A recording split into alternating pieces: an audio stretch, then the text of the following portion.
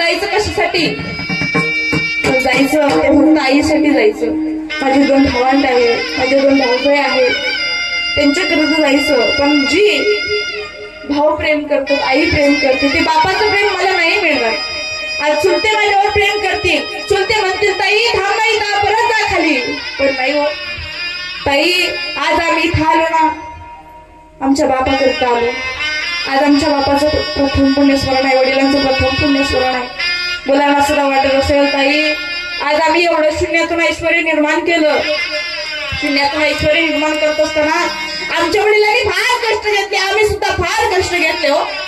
पण हा सोन्याचा दिवस, एवढं सुंदर ऐश्वर्य, एवढं सगळं केलं आणि एवढं सगळं केल्याबरोबर ते आमच्या वडील आज आमच्यात पाहिलं नाही.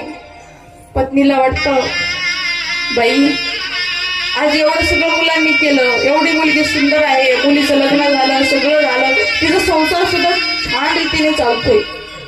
पण आज त्या मुलीचा संसार पाहिला, आज ती मुलगी सुखातही पाहिला, आज तिचे बाबा नाहीये. मुलांना वाटतं आज एवढं सुंदर गाडी आहेत, बंगले आहेत, सगळं काही आहे, जमीन आहे, पण आज एवढं सगळं सुख ऐश्वर्य पाहायला आमचे वडील नाही. करायचं तरी करायचं कुणासाठी महाराज? बरोबर आहे का? आज अरे आईला वाटतं आपण आपल्या मुलाला कडेवर घेतले तर आपल्या बरोबरच काय करेल मुलाला दिसेल. पण आपला बाप काय करतो सांगू? आपल्या मुलाला घेतो आणि खांद्यावरती बसवतो का जे मला दिसतंय त्याच्याही पुढचं मुलाला दिसावं याच्यासाठी बाप धरू पडत असतो.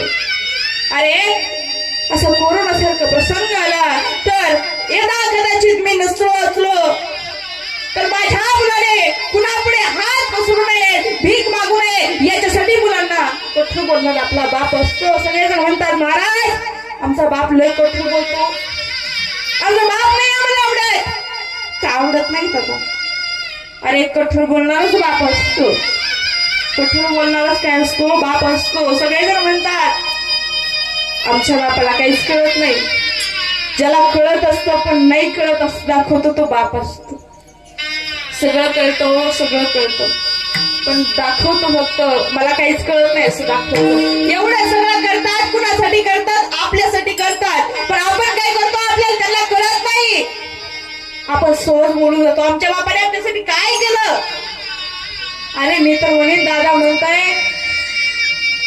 किती काळीच मोठ हसावं लागतं माणसाचं. आमच्यासाठी भरपूर काही केलं. दादा म्हणले ताई आमच्या वडिलांनी शून्यातून सगळं ऐश्वर्य उभा केलं आणि आम्ही